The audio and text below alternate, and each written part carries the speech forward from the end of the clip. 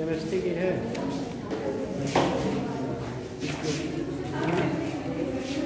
वो दो में गया था, किसकी कॉपी याद हो? किसी की है? ऐसे यहाँ कैसे आ गए जी?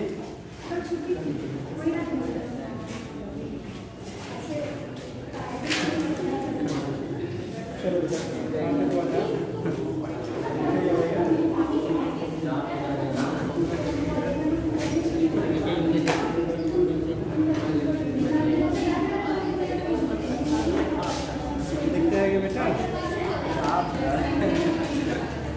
चलो कल लास्ट में क्या हुआ था? वो लास्ट में कब क्या कराया गया था?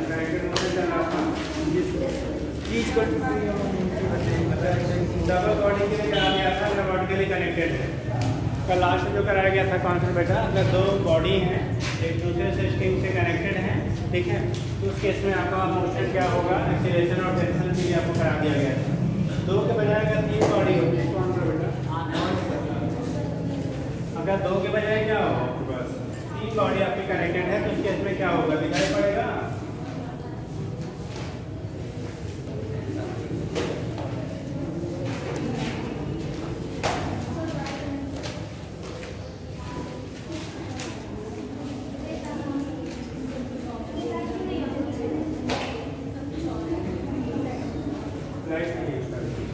देखो M1, M2 एंड M3। तीन बॉडी के दो सिचुएशंस होते हैं बेटा। तीन बॉडी केस में दो कंडीशन बनता है। अगर हम लोगों ने जिधर दो हैंग किया है, अगर उधर का टोटल मास इधर वाले से ज़्यादा है, ठीक, तो ये वाला सिस्टम इधर नीचे आएगा, ये वाला ऊपर जाएगा।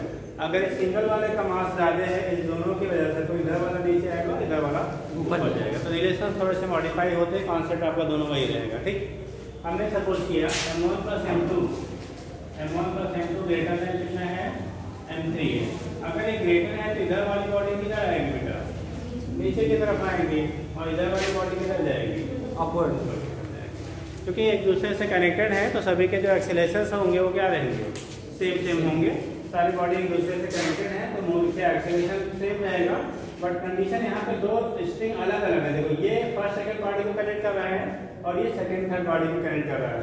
तो जो फर्स्ट सेकंड बॉडी को कनेक्ट कर रहा है और जो सेकंड थर्ड बॉडी को कनेक्ट कर रहा है, दोनों में टेंशन की वैल्यू सेम या डिफरेंट होगा। तो टेंशन जो इसमें दोनों में होगा ना, वो अलग अलग होगा बेटा। ये मान लो यहाँ पे T1 है, यहाँ पे टेंशन हमने T2 दे दिया। ठीक, अगर ये बिगर होगा, ये स्मॉलर होगा, तो इधर वाले को आप T1 दे देना, इसको आप T2 दे देना। ठीक है, तो वो चीज़ें आपकी होती हैं, डायरेक्शन चेंज हो जाएगा, बाकी चीज़ें रिलेशन हम वैसे ही बनाएंगे। अब देखो इसके लिए हम लोग बात करते हैं, क्योंकि हमने माना M1 plus M2 greater than कितना है आपका? M3। M1 प्लस M2 की वैल्यू ग्रेटर देन M3 है, तो राइट साइड वाली बॉडी नीचे की तरफ आएंगी और लेफ्ट वाली बॉडी किधर जाएगी? ऊपर की तरफ। अब हमें एक क्वेश्चन बनाना बेटा, समीकरण क्या बनेगा? ठीक है, इसके लिए क्या क्वेश्चन बनेगा? तो देखो वेट किधर काम करता है? डाउनवर्ड। तो कहीं भी है, चाहे ऊपर जा रहा हो चाहे नीचे आ रहा हो, जो वेट ऑफ बॉडीज होंगी वो क्या होंगी? ऑलवेज डाउनवर्ड होंगी। तो इसका M1 जी यहाँ पर आप स्पेस यही हम लिख दे रहे हैं, लाइट भी नहीं है, तो ये हो गया M1 जी है, ये आपका M2 जी है, और इसका वेट जो हो जाएगा ये हो जाएगा आपका M3 जी। M1 जी, M2 जी, और क्या हो गया आपका? M3 जी हो गया। ठीक, यहाँ पे टेंशन T1 जो है, यहाँ T2, और यहाँ पे क्या है? T2 है। हम लोग फर्स्ट बॉडी के लिए अगर हम लोग यहाँ पे इक्वेशन बनाए तो कितने लोग बता सकते हैं? वहाँ बताओ। फर्स्ट बॉडी के लिए अगर हम लोग इक्वेशन बनाए यहाँ पे, तो इस बॉडी के लिए पहले वाली बॉडी जो हमने लिया है उसके लिए इक्वेशन क्या बनेगा? चलिए कितने लोग बता रहे हैं? 1 2 3 4 जी, आप बता दो बेटा। चलो आप लोग का, हाँ बताओ। F क्या होगा? F क्या हमने लगाया होगा? Minus T equal to M1 T। वहाँ पे हम लोग क्या लेंगे? T लेंगे, T1 लेंगे? T1 फर्स्ट यहाँ पे टेंशन हम लोग T1 से रिप्रेजेंट किया है। देखो कंडीशन क्या है, जिनको नहीं समझ में आया है, जो लोग नहीं थे, ठीक है, ऐसा भी कोई है जो कल एब्सेंट रहा हो? आप फर्स्ट डे आए बेटा कि पहले साल है? कहाँ से हो आप लोग? महापुर से हो सभी लोग? आप किधर के पड़ता है?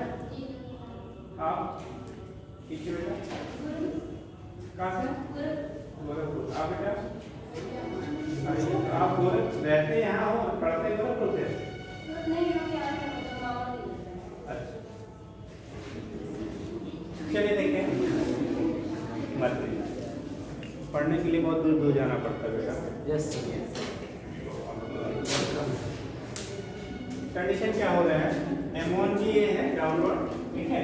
T1 आपका देखो कंडीशन क्या होता है, जो हमारा एक्सीलरेशन होगा वो होता है किसी बॉडी पे लगने वाला नेट फोर्स, या फिर कंडे में आपने पढ़ा होगा फोर्स आपको डिसाइड करना होगा कि रिजल्टेंट फोर्स कितना होगा। देखो यहाँ नीचे की तरफ जो है, क्योंकि हमने पहले डिसाइड कर दिया M1 + M2 > M3 है, दैट मींस इस साइड वाली बॉडी नीचे की तरफ जा रही है और इस साइड वाली बॉडी ऊपर की तरफ जा रही है, ठीक। अब यहाँ पे M1, ठीक है, M1G है, इधर की तरफ क्या है, T1 है, M1G माइनस क्या, T1, T1 इसे रोकेगा और M1G इसे पुल करेगा, ठीक है। तो उस केस में रिजल्टेंट आपका जो हो गया फोर्स बेटा M1G माइनस T1 = M1 × ये, सही बताया था इन्होंने। तो पहला क्वेश्चन बनेगा बेटा M1G, बड़ा लिखे यार, दिख रहा है पीछे?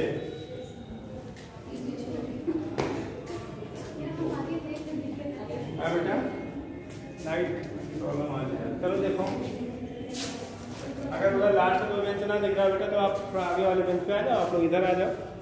अगर देखने प्रॉब्लम हो तो आप दोनों लास्ट बेंच वाले लोग इधर आ जाओ, इस साइड में आ जाओ, ठीक है। और अगर दिख रहा है तो कोई प्रॉब्लम नहीं है। M1G minus T1 = M1 × A। M1G minus T1 = क्या हो गया, M1 × A। इधर की जगह बेटा आगे भी आ जाओ, जगह, ठीक। तो M1G माइनस क्या हो गया, T1 = M1 × A हो गया। इक्वेशन हो गया किसके लिए, इस फर्स्ट वाली बॉडी के लिए, ठीक। अब सेकेंड वाली बॉडी के लिए कितने लोग बता सकते हो? सेकेंड बॉडी के लिए क्वेश्चन कितने लोग बता सकते हो, हाथ उठाओ। आपका नहीं बन रहा है? अरे तो बन, हाथ उठाओ ना यार, ठीक है। इनका बनना है, लोग हाथ उठाओ। चलिए अब बेटा 1 2 आपकी टीम पिछड़ गई है और रिजल्ट आता तो लिखते हैं बालिकाओं ने क्या किया, हाँ क्या बोलते हैं, स्टेटमेंट देता पेपर वाला, ठीक है। टॉप किया नहीं, बालिकाओं ने बालकों को पिछाड़ा, ठीक। और क्वेश्चन बताना है तो बता, बालकों ने बालिकाओं को पिछाड़ा, ठीक। तो कम से कम जो आपके स्टेटमेंट आता है उसको मेंटेन रखिए, नहीं तो फिर वही होगा उल्टा है, तब आप कहेंगे बालक लोग क्या ऐसा नकल मान लेते हैं, है ना। तो ऐसा नहीं करिए। चलो देखो सेकेंड के लिए यहाँ खड़े हो बेटा, खड़े हो, हाथ उठाया था ना आपने, क्या बनेगा जल्दी से बोलो। M2G + T - T1 = M1। फिर से नीचे T1 है, ऊपर T2 है, जल्दी बोलिए। M2G + T1 - T2 = M2। देखो होता क्या है बेटा, इस बॉडी पे हमारा वेट नीचे लग रहा था, टेंशन T1 इसे रोकने का काम कर रहा था। कल ये चीज़ एक्सप्लेन की गई थी कि इस बॉडी को ये वेट पुल करेगा तो ये इसका अपोज करेगा। इस बॉडी के लिए बेटा जो इसका अपोज करेगा तो वो इसको क्या करेगा, पुल करेगा। तो T1 इसे नीचे खींचेगा और इसका वेट भी तो नीचे रहेगा, तो यही हम लोग छोड़ देते हैं। बहुत सारे लोग क्या करते हैं, M1G माइनस T1 क्या यहाँ कर लेते हैं M2G माइनस T2। अरे भाई यहाँ पे T1 भी तो नीचे की तरफ रहेगा, तो अपर बॉडी के लिए ये M2G + T1 माइनस T2 = हो जाएगा M2 × K। तो सेकेंड बॉडी के लिए होगा बेटा M2G + T1 minus T2 = M2 × A। Third body जो है ये ऊपर जा रही है, नीचे आ रही है, ऊपर जा रही है। और ऊपर जाने का मतलब हो गया बेटा, जिधर बॉडी मूव कर रही है इसका मतलब उधर वाला फोर्स क्या होता है, ठीक है। और जिधर क्या उसका अपोजिट जो फोर्स होगा वो स्मॉलर होगा।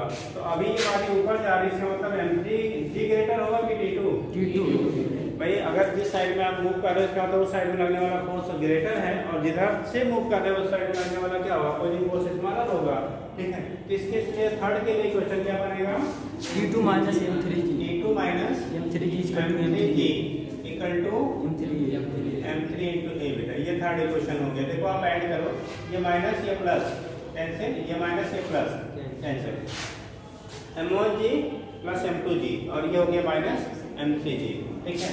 तो फिर हम कहो तो कॉमन ले लेंगे, लिख लें एक बार, इसको लिख लेते हैं M1G + M2G माइनस M3G। ये लेफ्ट साइड में बचा बेटा, ये तीनों आपका M1A + M2A + M3 है। देखो यहाँ G कॉमन है बेटा, यहाँ पे क्या कॉमन है, A कॉमन है। इनमें G कॉमन करेंगे तो बचेगा M1 plus M2 minus M3 into G equal to M1 plus M2 plus M3 into A।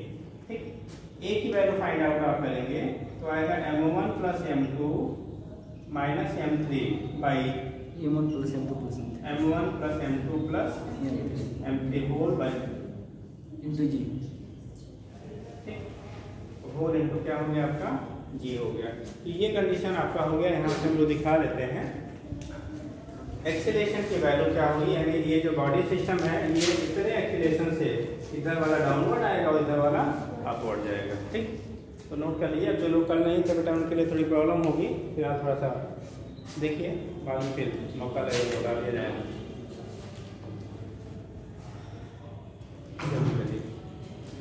देखा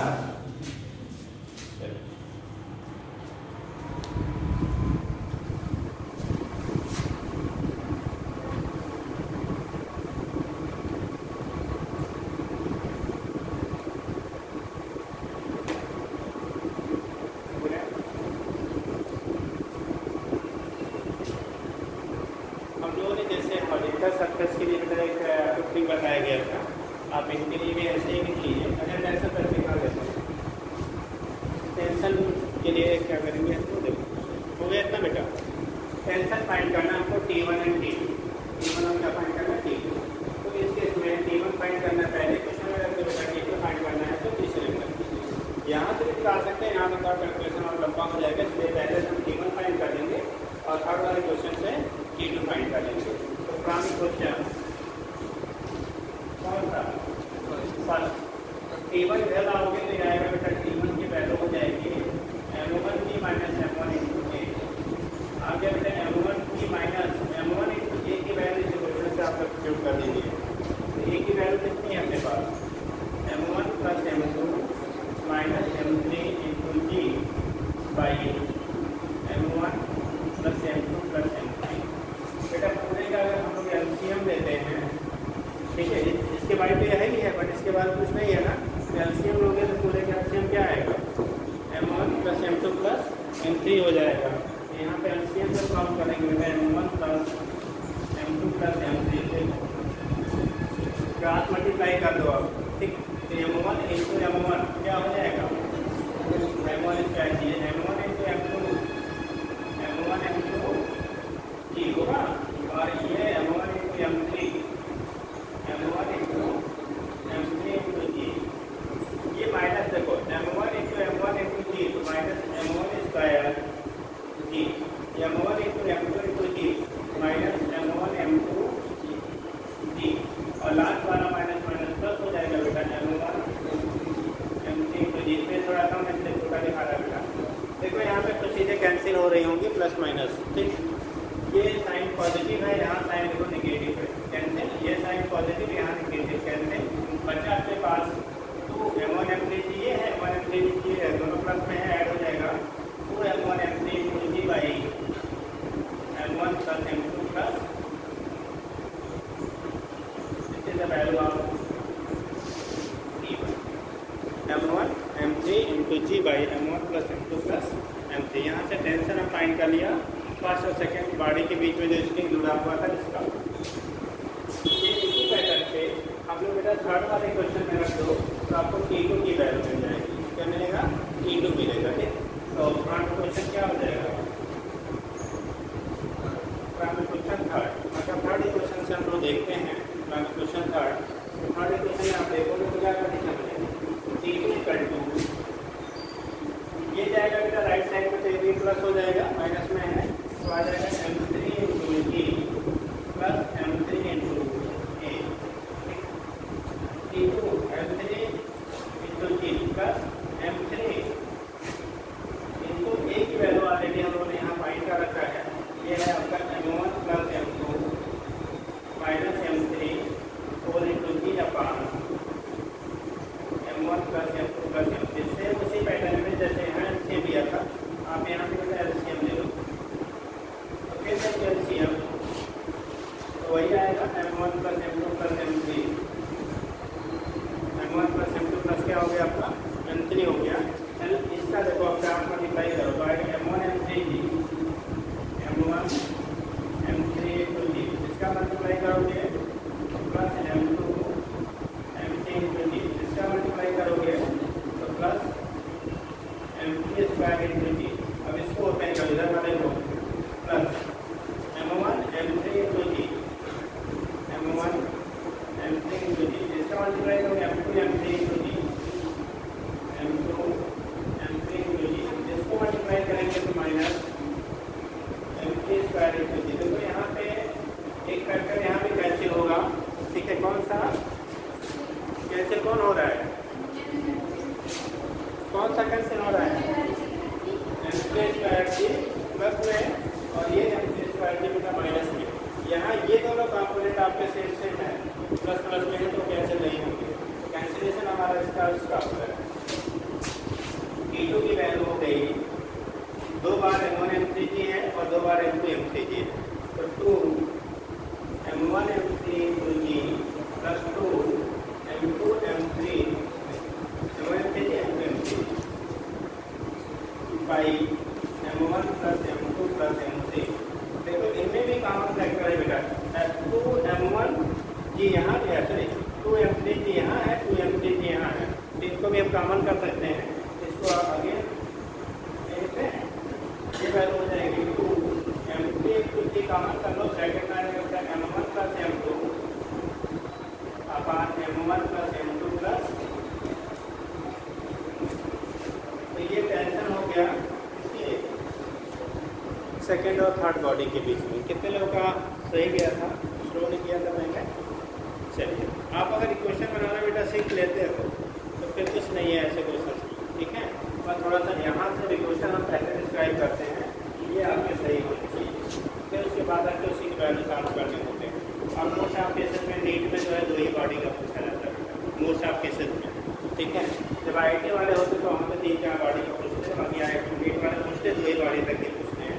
अब ऐसा नहीं कहा दशा 3 का नहीं पूछेंगे, ठीक, तो लेकिन जो चांसेस ज़्यादा होते हैं सेकंड वाले के लिए होता है, ठीक है। नोट करिए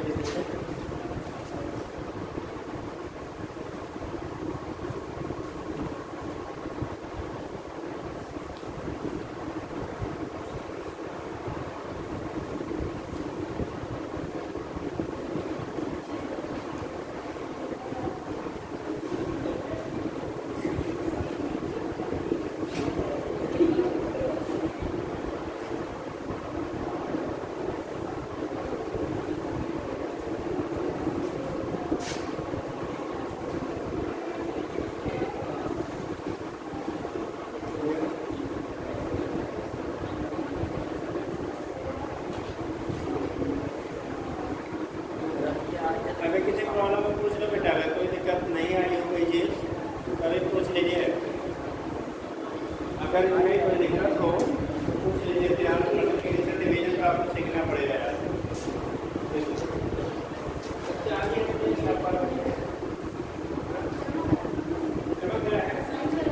पता नहीं चमकने के लिए क्या क्या करते हैं, हमको क्रीम चमकने से भी देख रहा है ना। देखो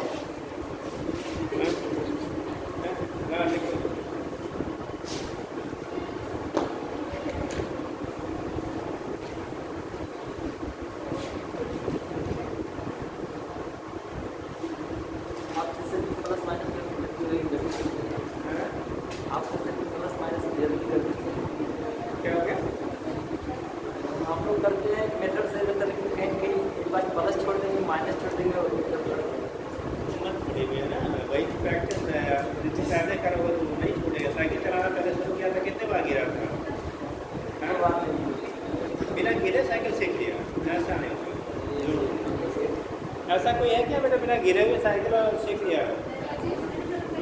बाइक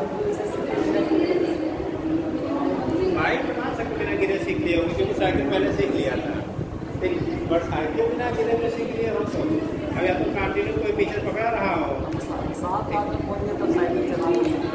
चलिए ठीक है, बात आपका एक्सेप्शन है, हो गया।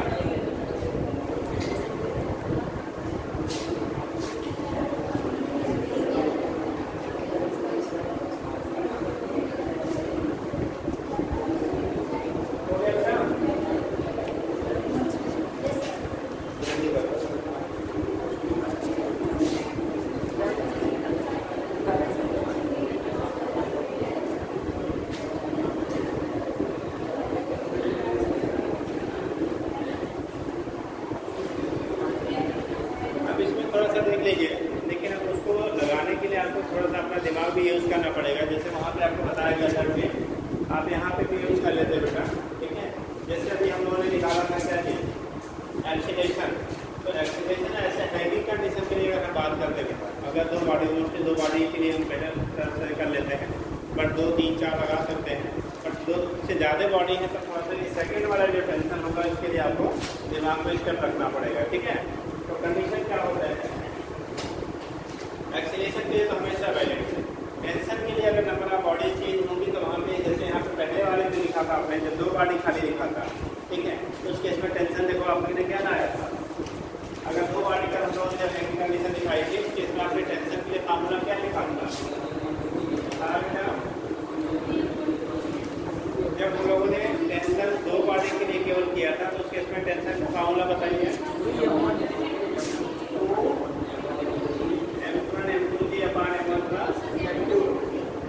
ये 2 बॉडी के लिए था, ठीक है, कितने के लिए था, 2 बॉडी के लिए लिखा था।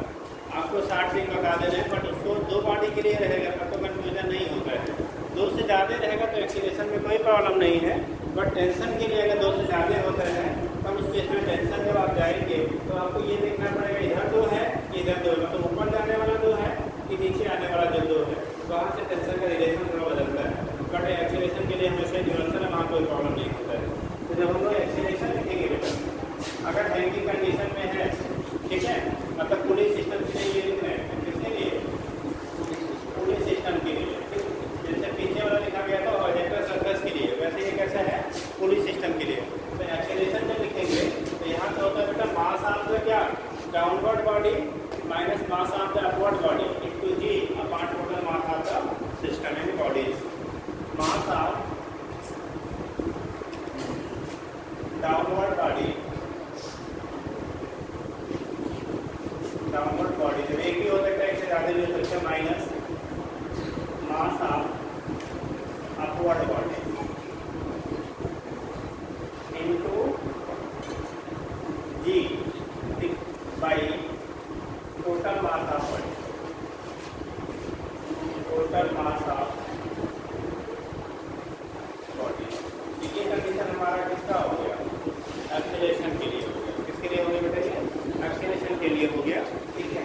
जितना मास नीचे आ रहा है, डाउनवर्ड बॉडी मतलब जो नीचे आने वाली बॉडी है, ठीक है, downward body minus mass of upward bodies into क्या, जी अपॉन टोटल मास। जैसे 2 बॉडी के लिए हमने किया था, अब एग्जाम्पल अगर हम लोग ले लेते हैं फॉर 2 बॉडी सिस्टम, कल ही आपको बताया था हमने 2 बॉडी सिस्टम के लिए एक्सीलरेशन था m1 minus m2 into G by m1 plus m2। Check कर लो, कल यही लिखा था ना, कल आपने 2 बॉडी सिस्टम के लिए जो एक्सीलरेशन का रिलेशन लिखा था तो वहाँ क्या लिखा था, m1 downward minus m2 upward into ji upon total mass of the body, ठीक। अब ऐसे 3 बॉडी के लिए किया, for 3 body system, for 3 body system. अगर 3 बॉडी आपका लगा हुआ है तो इस केस में आपने 3 के लिए फार्मूला डाउनवर्ड बॉडी, अब यहाँ ध्यान रखेंगे 2 वाला नीचे आ रहा है कि 1 वाला नीचे आ रहा है। ये आपको बोला ना कि 2 से ज़्यादा होगा तो थोड़ा सा दिमाग आपको अपना यूज़ करना पड़ेगा, कितनी नीचे आ रही है। जैसे मान लो यहाँ पे हम लोगों ने माना कि 2 बॉडी नीचे आ रही थी तो डाउनवर्ड बॉडी कौन m1 प्लस m2 होगा और अपवर्ड बॉडी कौन m3 होगा। अगर ये वाला हैवियर होता बेटा तो हम लोग क्या करते हैं, दिस डाउनवर्ड और ये दोनों को क्या करते हैं, अपवर्ड करते। ये आपके दिमाग में रखना पड़ेगा, ठीक है। तो यहाँ पर है equal to m1 plus m2 minus m3 into ji upon m1 plus m2 plus कोई दिक्कत नहीं बेटा। तो आप डायरेक्टली फाइंड कर सकते हैं, आपको इक्वेशन बनाने की जरूरत नहीं पड़ेगी। अदरवाइज नहीं तो आपको क्या सारे इक्वेशन बनाएंगे, सिंप्लीफाई करेंगे तब रिजल्ट आपको मिलेगा, ठीक है। अब टेंशन के लिए, अब टेंशन में 2 बॉडी के लिए तो इजी हो जाता है, लेकिन जब 2 से ज़्यादा बॉडी होती है बेटा तो उस केस में आपको थोड़ा सा यहाँ पे क्या टेंशन लेना पड़ेगा आपको भी। यहाँ रीजन क्या होगा, कौन नीचे कौन ऊपर, कितने कनेक्टेड है उस पर फिर आपको कंसिडर करना पड़ता है। जैसे 2 ही है तो ज़्यादा हम लोग लेते हैं 2 इंटू मास ऑफ क्या बॉडी, जो मासेज आपकी बॉडी की हैं, ठीक है। तो उस केस में into ji upon total mass of the body, ठीक। अब यहाँ पे जैसे 2 से ज़्यादा हो गया बेटा तो ये 2 आपने क्या 2 mass product of mass of body into g upon total mass of the body, this sum of the mass of body। तो यहाँ से हम लगा लेते हैं, लेकिन जब देखो यहाँ से 2 से 3 पे हो रहा है ना, तो अब टेंशन का क्या हो गया, एक यहाँ मिला, दूसरा यहाँ मिला। अब यहाँ जो मिलेगा तो देखो अगर हम लोग इनके बीच में करेंगे तो ये जो डाउनवर्ड आ रहा है, जब इस टेंशन को निकालोगे, इससे नीचे डाउनवर्ड बॉडी कौन सी है, दिस, अपवर्ड बॉडी कौन सी है, दिस। तो 2 into मास ऑफ डाउनवर्ड, लेकिन यहाँ डाउनवर्ड जो टेंशन निकाल है उसके नीचे कौन जा रहा है वो कंसीडर करना पड़ता है। जैसे यहाँ भी तो डाउनवर्ड है ना, ठीक है, बोला भी डाउनवर्ड है, लेकिन इसके नीचे 2 बॉडियाँ हो गई तो 2 इक्वेशन बनेगा। इसके लिए एक ही बॉडी है तो एक ही क्वेश्चन बनेगा। अब ये थोड़ा सा आपको समझना पड़ेगा, अगर याद रख पाते हैं तो, अदरवाइज इक्वेशन बना के आप करना पड़ेगा। ठीक, जैसे टेंशन मिले इधर वाला इक्वेशन है बेटा, अच्छा इसको नोट कर लो।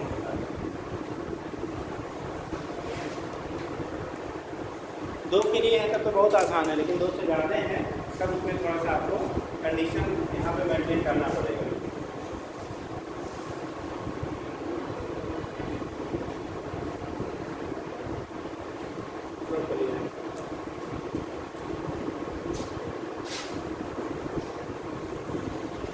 आपके यहाँ क्योंकि आपको मोस्टली आपके लेवल पे 2 ही बॉडी पूछी जाती है, तो वहाँ से जुगाड़ से आपका काम चल जाएगा। और यहाँ भी बता देना, आपको जुगाड़ लगा लेना, यहाँ भी काम चल जाता है। बस अब इसके लिए थोड़ा सा अपने दिमाग को भी लगाइएगा, सामने उल्टा लगा दिया तो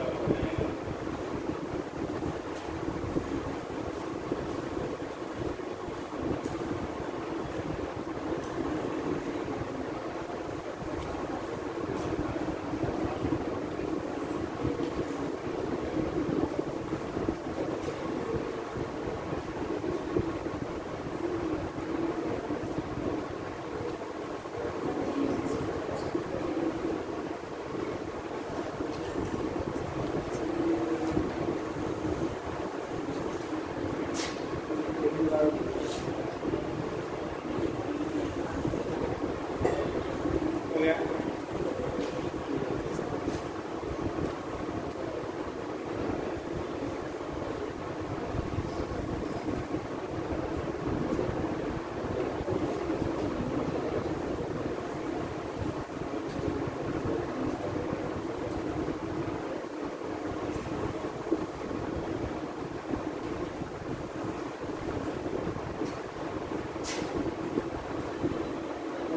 बताना है, सब बैठे रहे आप। मैंने देखिए ये समझ गया, यही करके हम बना देते हैं, ठीक है। तो जब टेंशन के लिए लिखेंगे बेटा ना, तो टेंशन होगा, टेंशन को हम लोग टी से दिखा लेते हैं। टी बराबर हो जाएगा बेटा 2 into मास ऑफ क्या डाउनवर्ड, यानी कि क्या से जो नीचे बॉडी आ रही है, जहाँ पे टेंशन कंसीडर करें उसकी बात है, downward body into mass of opposing body जो अपवर्ड जाएगी, ठीक है, into ji upon total mass of the system. ठीक, देखो 2 into mass of downward body. लेकिन अब ये डाउनवर्ड हम यहाँ भी यूज किया था, लेकिन यहाँ डाउनवर्ड का मतलब जहाँ टेंशन निकालेंगे उसके नीचे जो बॉडी है उसको ले लिया। ठीक, डाउनवर्ड बॉडी बाय इनटू क्या mass of upward body, into क्या बेटा जी, तो मल्टीप्लिकेशन में ये नहीं करो, into ji upon total mass of body, total mass of body ये होता है। लेकिन अब यहाँ पे जैसे 2 है तब तो कोई प्रॉब्लम नहीं आती, बट एक के नीचे जाना है, एक के ऊपर जाना है। लेकिन 2 से ज़्यादा है तो वहाँ पे क्वेश्चन हमें अलग अलग बनाना पड़ेगा जितना रहेगा। तो जैसे हमने लिखा पार्ट 2 बॉडीज, पहले समय मतलब छापना बेटा 2 बॉडीज, 2 बॉडी हमने ऐसे दिखाया था। देखो ये पूरी था आपका, एक बॉडी यहाँ लिया था और दूसरी बॉडी को आपने यहाँ लिया। ये पूरी सिस्टम का टेंशन यहाँ पे टी किया था हमने, मास इसका एमओ किया, इसका मास हमने F2 किया। ये नीचे आ रहा था और ये वाला ऊपर जा रहा था। ठीक, इसके लिए जब हम लिखते हैं तो टेंशन T बराबर 2 into mass of downward 2 into m1 into mass of upward m2 into g upon m1 plus m। Question बनाया जरूरत नहीं है ना, लेकिन जब दो से ज़्यादा बॉडी है, अब यहाँ पे फिर आपको यही दिमाग लगाना पड़ेगा। पार हो जाए तो बॉडी, पार की बॉडी हम लोग लिखते हैं पार, ये बॉडी। ये आपको एग्जाम में टाइम सेव करने का तरीका है, ठीक है। और अगर आप इतना दिमाग लगा लेंगे तो आपको गलत भी नहीं होगा। वैसे करने पर आप गलती हो तो कहीं प्लस माइनस छूट गया तो उल्टा हो जाएगा, बट यहाँ पे प्लस माइनस छूटने का कोई चांस नहीं रहता है। बट थोड़ा सा आप स्टेप याद रखिएगा। जैसे कि 2 into mass of downward body, मान लो हमें यहाँ पे T1 निकालना है। अब यहाँ देख लो, यहाँ पे डायग्राम जैसे T1 की वैल्यू निकालनी है, तो डाउनवर्ड बॉडी T1 को जो कैरी कर रहा है उसको किसको कर रहा है, M1 को कर रहा है ना। ये 2 into mass of M1 upward body M3, ठीक है। 2 M1 M3 into G upon M1 plus M2 plus M3, तीनों का मास। जब इसके लिए करो, इस बॉडी के लिए T2 करो तो 2 into अब डाउनवर्ड बॉडी कौन है इसमें, ये किसको हैंग कर रहा है, M2 को। M2 into M3 क्या into G upon M1 plus M2 plus M3, ठीक। तो दोनों का सम करके आप क्या करेंगे, वहाँ से वैल्यू फाइंड आउट करते हैं। तो यहाँ देखो एक बॉडी के लिए हम लोग लिखेंगे तो T1 की वैल्यू आएगी, अब यहाँ से दूर उधर जगह है वही लिखते हैं बेटा, यहाँ थोड़ा सा दूर पड़ेगा, ये लिखे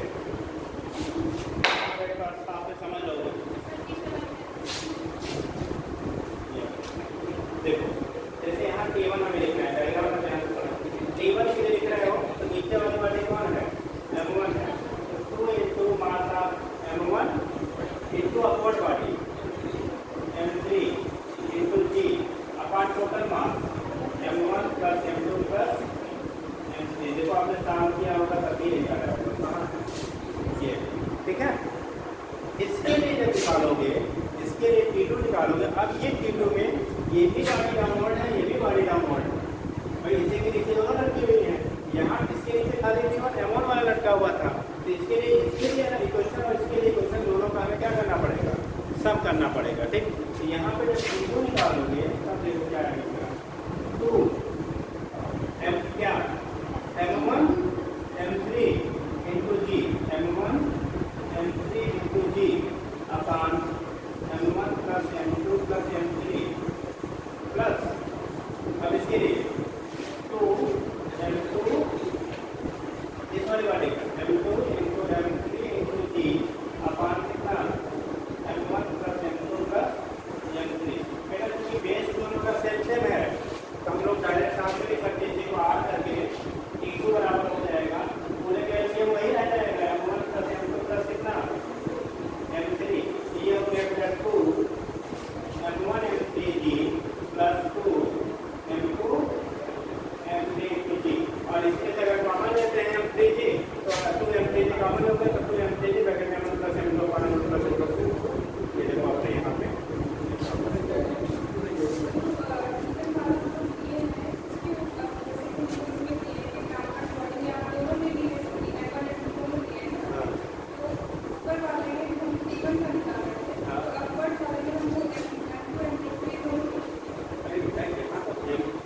खाली ऊपर कौन जा रही है, नीचे जा रही है ना, ये खुद ऊपर जा रहा है। ये टेंशन केवल इसको हैंग कर रहा था, इसलिए इसका मास केवल कंसीडर किया गया। ये टेंशन इसके नीचे ये दोनों जोड़े हुए हैं, तो दोनों को क्या कर रहा है, सपोर्ट कर रहा है, इसलिए वहाँ पे क्या किया, दोनों स्टेप जोड़ा गया, ठीक। अगर इतना आप थोड़ा सा दिमाग लगा देते हैं तो आपको इतना बड़ा जितना हमने बोर्ड पे भर के लिखा हुआ था ना, इतने लगाने की आपको जरूरत नहीं पड़ेगी, और ना तो गलत होने के चांसेस रहेंगे, ठीक है। तो एक बार नोट कर लीजिए, पार्ट 2 बॉडीज ये वाला है पार्ट 3 बॉडीज, और इस डायग्राम के रिगार्डिंग है 3 बॉडीज। उल्टा कर देंगे तो वहाँ पे थोड़ा सा चेंज हो जाएगा, ठीक।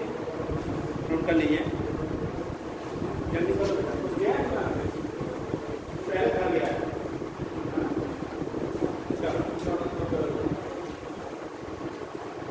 पहले वाला है तो क्या स्टोर करके आइए या तो डिलीट करके आइए, सब ठीक है, जल्दी डिलीट होगा है। प्रॉब्लम यही रहता है कि हम लोग ट्राई करेंगे पढ़े होते हैं।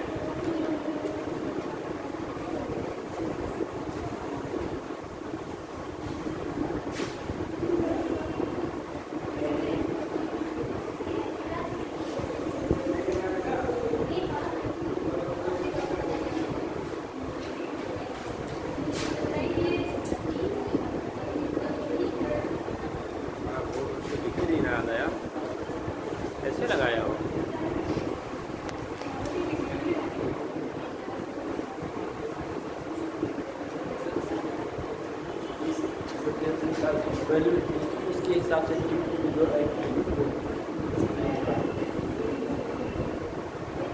जैसे हम लोगों ने टी के लिए फार्मूला ये लिखा था, two into mass of downward body into mass of upward body upon total. जब T2 निकालना है तो T2 निकालेंगे तो एक रिलेशन इसके लिए बनेगा और एक रिलेशन इसके लिए बनेगा, ठीक। या डायरेक्ट आप कर लो, जो हमारा टू इंटू क्या लिखे थे डाउनवर्ड को मास of downward M1 plus M2, ठीक। यहाँ से फिफ्टी पैटर्न वही आ रहा है, two into M1 plus M2 downward हो जाएगा इंटू M3 ऊपर upward to g upon total. देखो इसको ऐसे भी समझ लीजिए, अगर ऐसे आपको डाउट लग रहा है इस वाले पोर्शन को आप ऐसे भी डायरेक्ट समझ लीजिए, एक ही करके जितना कर दिया ना आर करके इसको मिलेज कर रहे हैं, आर करके ऐसे भी समझ लो बेटा कहाँ पर।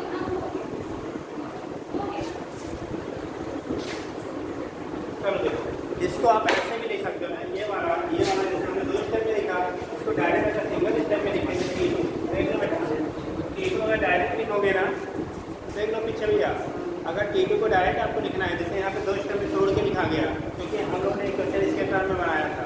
अगर डायरेक्ट आप लिखते हो तो हमने इधर टू इंटू देखो मास ऑफ डाउनवर्ड बॉडी, डाउनवर्ड में जैसे T2 के नीचे कितनी बॉडी है, दोनों है, तो mass of downward body M1 plus M2 into mass of क्या अपवर्ड बॉडी कितना है M3 into ji upon total mass of the body M1 plus M2 plus M3।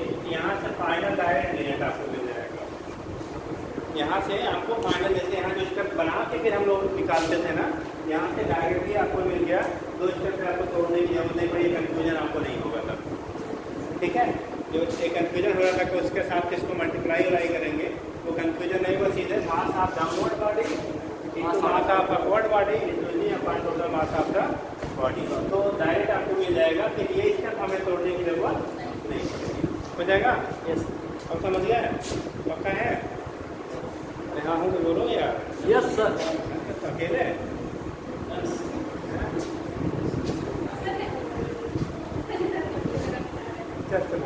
जल्दी करो, जल्दी नोट कर लीजिए।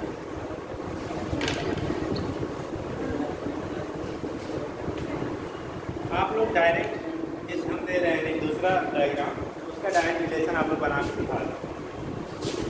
आपको एक्सप्लेनेशन दिखाना है और क्या टेंशन दिखाना है। बिना एक क्वेश्चन बनाए, मतलब इस तरह से बिना डिफरेंट को बनाए, डायरेक्ट आपको आंसर बताने हैं।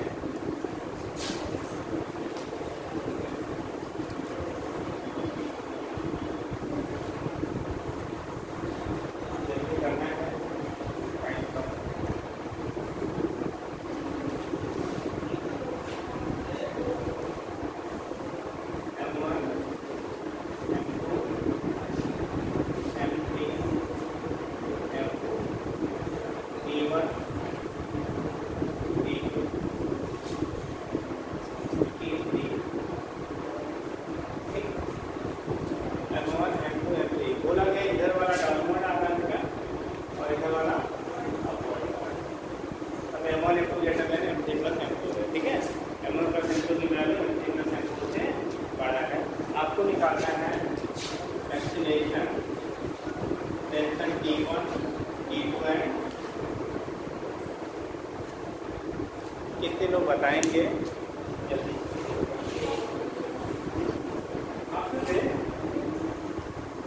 आप लोग को लगाओ डायरेक्ट क्वेश्चन लिखिए।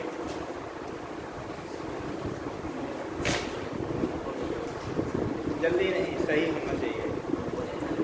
हाँ बेटा, टेंशन और एक्सीलरेशन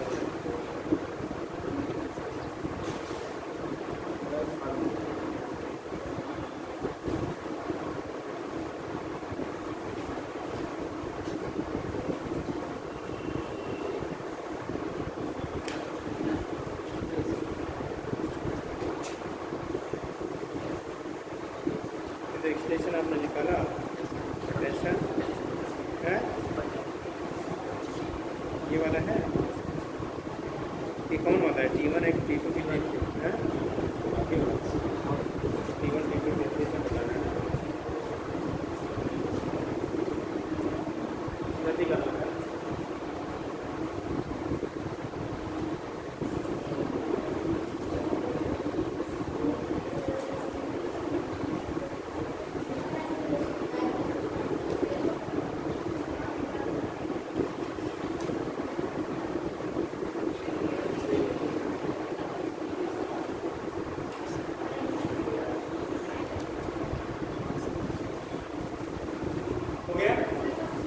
चलिए देखिए मैं से रही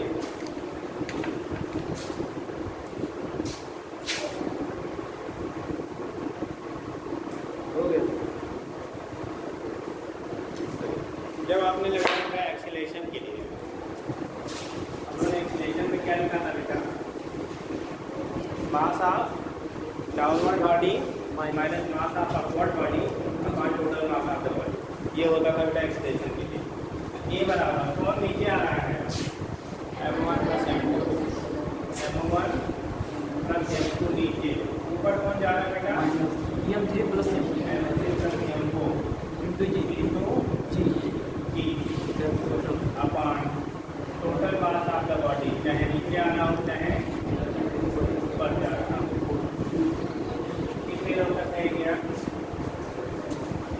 तो सही कर लिए हैं बाकी लोग भी ट्राई करिए सही हो जाएगा। अब इससे आसान कोई तरीका फिजिक्स पढ़ाने में नहीं होता है ठीक है। अगर थोड़ा भी आप दिमाग लगाते हो तो आपका डायरेक्ट आंसर मिल जाएगा जिसके लिए आपको एक पूरा पेज भर के लगाना पड़ता है। इसके लिए एक पेज भर का आपको क्वेश्चन बनाने लगाना है 4 इसके लिए क्या आपको 4 ही क्वेश्चन बनाने पड़ेंगे तब जाके आपको आंसर मिलेगा ठीक।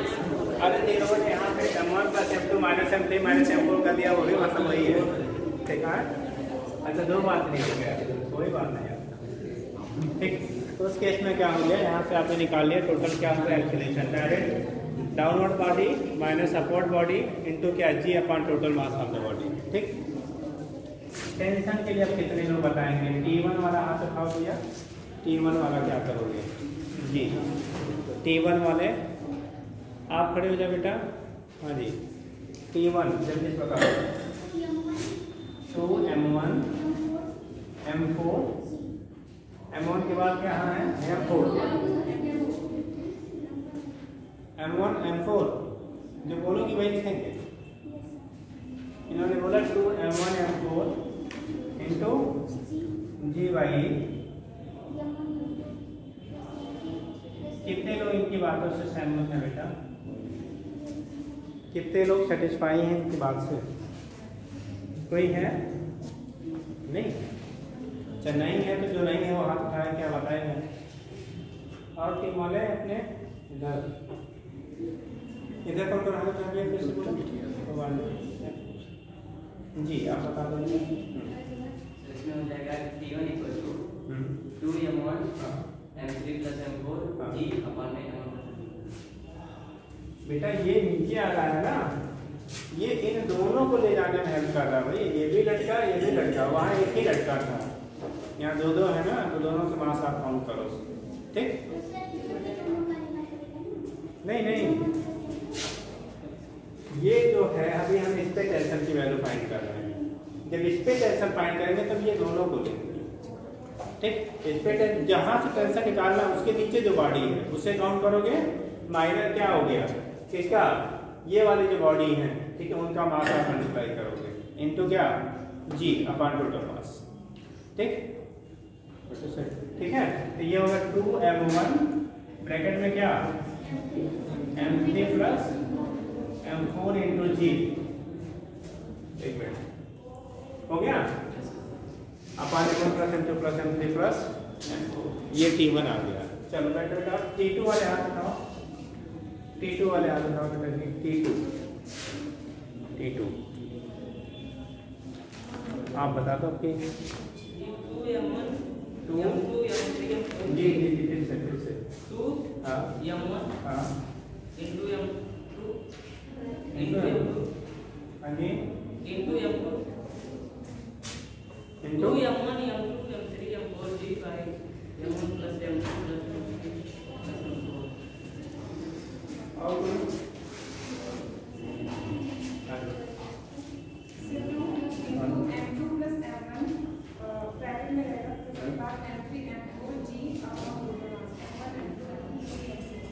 नहीं, यहाँ जैसे आप कह रहे हो तो क्या 2m1 m2 यही बोला? अरे 2m1 जो बोलो वही लिखेंगे, हम कुछ अलग से नहीं लिखेंगे। हाँ हाँ मतलब वो ब्रैकेट में अच्छा m3 प्लस m4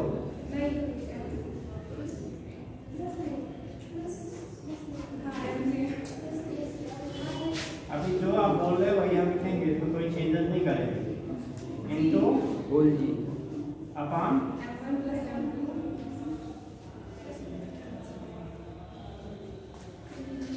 कितने लोग कह रहे हैं? करेंगे कैसे? सुन लो बेटा, 2 into mass of downward body into mass of upward body into ji upon total mass of the body. 2 into downward body, ये चीज़ यहाँ टेंशन निकाल रहे हैं तो इसके नीचे दोनों है ना, तो ये दोनों का मास, ठीक, इंटू मास ऑफ क्या? अपवर्ड बॉडी, अपवर्ड बॉडी ये दोनों हो गए, ठीक, into ji upon total mass of the body. अब T3 कौन बताया जरा, ये हाथ दिखाओ। T3 वाले अगर आप अपना दिमाग लगा लेते तो घंटा भर का आपका क्वेश्चन क्या सेकंड में लग जाएगा। T3 वाला, T3 चलिए आप बता दीजिए।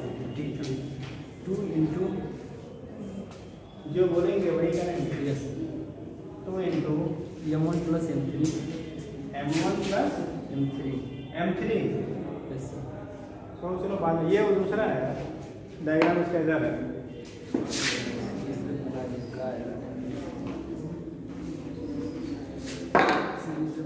बता रहे हैं चलिए दूसरा हाँ तथा बनाइए, हम बता रहे हैं इसी वक्त बताइए तो इसी वक्त 2 इंटू हाँ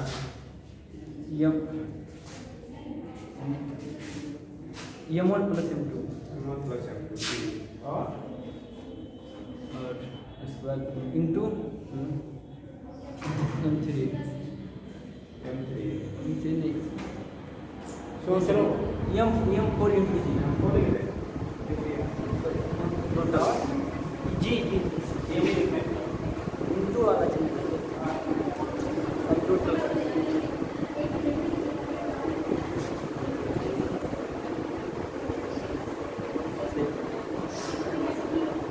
कितने लोग कह रहे हैं सही है? सही है। कितने लोग कह रहे हैं गलत है? गलत वाला है तो हम लोग तो सही बोलते हैं ना, सब सही है ना? अच्छा ये लोग कह रहे हैं M3 भी जोड़ देंगे यार, जब M3 जोड़ देंगे यार तो इसमें अंतर क्या है ना? बैठिए, कितने लोग कह रहे हैं सही है? पीछे बताओ, आप लोग नहीं कह रहे सही है, गड़बड़ है। आप लोग इधर भैया बीच वाले क्या है? लग रहा है कुछ ना? चलो किसी को करेक्शन हो तो पूछ लो भैया, ऐसे बताएं मैं खत्म हो गया। देखो सही है, ये भी सही है, ये भी सही है, ये भी सही, ठीक। क्यों सही है देख लीजिए बेटा, पहला हमने T1 निकाला है यहाँ पे, तो डाउनवर्ड बॉडी कौन आ रही थी?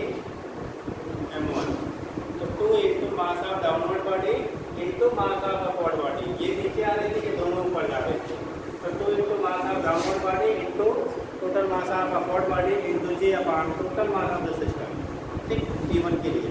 T2 काउंट किया बेटा, तो 2 यहाँ पे निकालें, 2 into mass of downward body, इसके बाद इसके नीचे दोनों आ रही हैं, तो M1 plus M2 into mass of upward body, दोनों ऊपर जा रही है, तो M2 plus M3 plus M4 into ji upon total mass of the body. इसकी बात आप कर रहे हो, जब इसकी बात करेंगे बेटा ना, तो डाउनवर्ड बॉडी तो ये दोनों है, लेकिन ये वाला किसको ऊपर ले जा रहा है? ये वाला M3 को ले जा रहे हैं, M4 को ले जा रहा है ना, ये इसको नहीं ले जा रहा है, इसको ले जाने वाला तो ये था ना, ये केवल इसको ले जा रहा है, तो इसको ले जाएगा, ये हो गया 2 into mass of downward body M1 plus M2 into mass of upward body कौन है? M4 into ji upon total mass of body.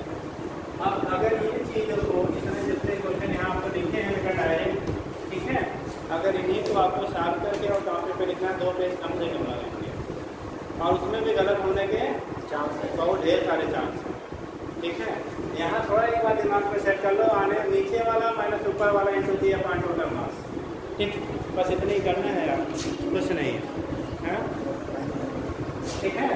अब चाहे ये 2 हो चाहे 10 हो, अब वैसे IIT एडवांस जितना पूछा जाता है उसमें आपके यहाँ 2 या मैक्सिमम अगर पूछा गया तो 3, उससे ज़्यादा आपको नहीं पूछा जाएगा। ठीक है, हो जाएगा, किसी को दिक्कत नहीं।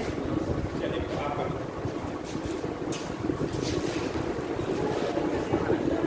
एंजियोस्पर्म पढ़ना है। एंजियोस्पर्म और जिम्नोस्पर्म को हायर प्लांट्स बोला जाता है, सबको पता है। Gymnosperm and angiosperm higher plants. Silent हो जाइए। जिम्नोस्पर्म को और एंजियोस्पर्म को हायर प्लांट्स बोलते हैं क्योंकि सीड्स प्रोड्यूस करते हैं। समझ में आया? ये एंजियोस्पर्म है। ये इसमें देखिए कुछ चीजें हैं जो आपको समझना है। जैसे फ्लावर है, सबसे पहले हाईली डेवलप प्लांट हैं। क्या है ये एंजियोस्पर्म? हाईली डेवलप प्लांट्स होते हैं। ठीक है, यहाँ पर फ्रूट का फॉर्मेशन होगा। क्या होगा? फ्रूट का फॉर्मेशन, जबकि जिम्नोस्पर्म में फ्रूट नहीं बनता था। ठीक है, कौन सा ग्रुप ऐसा है जिसमें आपको एंथ्रीडिया किस ग्रुप में सबसे लास्ट, मतलब किस में सबसे लास्ट था? एंथ्रीडिया किस ग्रुप में प्रेजेंट था? पता है? जिम्नोस्पर्म में एंथ्रीडिया था या नहीं था? नहीं है ना? तो क्वेश्चन आता है कभी कभी कि pteridophytes are the last plant which have antheridia. Pteridophytes वो अंतिम प्लांट है जिसमें क्या होता है? एंथ्रीडिया होता है। ठीक है, and gymnosperm are the last plant which have archegonia. याद रखिएगा इस चीज को। फ्लावर क्या है? फ्लावर एक मॉडिफाइड स्टेम है, सबको पता है? Modified stem. मॉडिफाइड स्टेम क्यों है? स्टेम का मॉडिफाइड फॉर्म है। इसमें internode is very condense. Internode क्या होता है? बहुत कंडेंस होता है। Internode very condense. ठीक है, और ये मॉडिफाइड क्यों हुआ है? For reproduction. फ्लावर मॉडिफाइड क्यों होता है? फ्लावर में स्टेम मॉडिफाइड क्यों हो जाता है? फॉर रिप्रोडक्शन करने के लिए। ठीक है, वैसे देखिए स्टेम की प्रॉपर्टी होती है कि स्टेम पर क्या होता है? नोड होती हैं। स्टेम कंटेन नोड्स, और नोड्स पर ये क्या है? नोड्स है, और 2 नोड के बीच की जगह को क्या बोलते हैं? इंटरनोड। तो यहाँ पर ये क्या है? इंटरनोड। ठीक है, और नोड पर क्या लगी होती हैं? लीव्स लगी होती हैं। नोड कंटेन द लीव्स, ये स्टेम का प्रॉपर्टी है। अब यही इंटरनोड अगर बहुत कंडेंस हो जाए, जितनी भी नोड्स हैं सारी नोड्स क्या आ जाएंगी? क्लोज टू ईच अदर, एक दूसरे के पास सारी नोड्स आ जाएंगी। सारी लीव्स एक दूसरे के पास आ जाएंगी, यही फ्लावर बन जाता है। इसी को क्या बोलते हैं? फ्लावर। तो फ्लावर में इंटरनोड बहुत कंडेंस हो जाती है। अब फ्लावर में जितनी लीव्स होती है, देखिए एंजियोस्पर्म में जो फ्लावर है उसमें जितनी लीव्स है, इसमें 2 वैरायटी का आपको लीव मिलेगा। देखिए एक है इसमें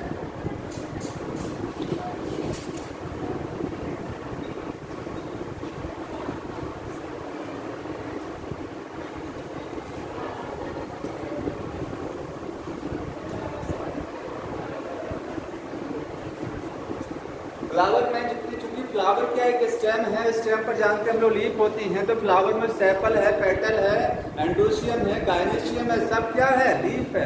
ठीक है, उस लीफ को 2 ग्रुप में डिवाइड किया गया है, excessive word and reproductive word. Calyx और कॉरुला। कैलिक्स एंड कॉरुला क्या है? ये एसेसिव वर्ड, और एंडोशियम और गायनेशियम क्या है? रिप्रोडक्टिव वर्ड है। समझ में आ रहा है? इसको एसेसिव क्यों बोलते हैं? क्योंकि ये रिप्रोडक्शन में मदद करेगा। इसके लिए एंड्रोशियम और गायनेशियम की हेल्प करेगा रिप्रोडक्शन में। और यहाँ पर एंड्रोशियम हो गया और गायनेशियम। एंडोशियम का सिंगुलर टर्म क्या होता है? स्टेमिन। और स्टेमिन समझ लेना, एंडोशियम प्लूरल टर्म है, उसका यूनिट क्या हो गया? स्टेमिन। ठीक है, और गायनेशियम क्या है? गायनेशियम का यूनिट क्या हो गया? Carpel. Carpel is the unit. Gynoecium को कार्पल भी बोलते हैं, इसका यूनिट क्या है? कार्पल। सेपल पेटल हाँ, यहाँ पर इसका यूनिट सेपल हो गया, ये क्या हो गया, पेटल। अब देखिए एंडोसियम जो है इसका दूसरा नाम माइक्रोस्पोरोफिल, क्या बोलेंगे इसको, माइक्रोस्पोरोफिल, याद रखिएगा, इसी का दूसरा नाम है माइक्रोस्पोरोफिल। और इसका दूसरा नाम काइनेशियम का या कार्पिल का दूसरा नाम क्या होता है, मेगास्पोरोफिल, क्योंकि इसके अंदर माइक्रोस्पोर बनेगा। ये लीफ है, ये क्या चीज है, लीफ। तो जो लीफ माइक्रोस्पोर को बनाती है उसको क्या बोलते हैं, माइक्रोस्पोरोफिल। एंड्रोसियम या स्टेमन लीफ होती है, ठीक है, माइक्रोस्पोर बनाएगा ये माइक्रोस्पोरोफिल। ये मेगास्पोर बनाएगा, मेगास्पोरोफिल, मेगास्पोरोफिल, ठीक है।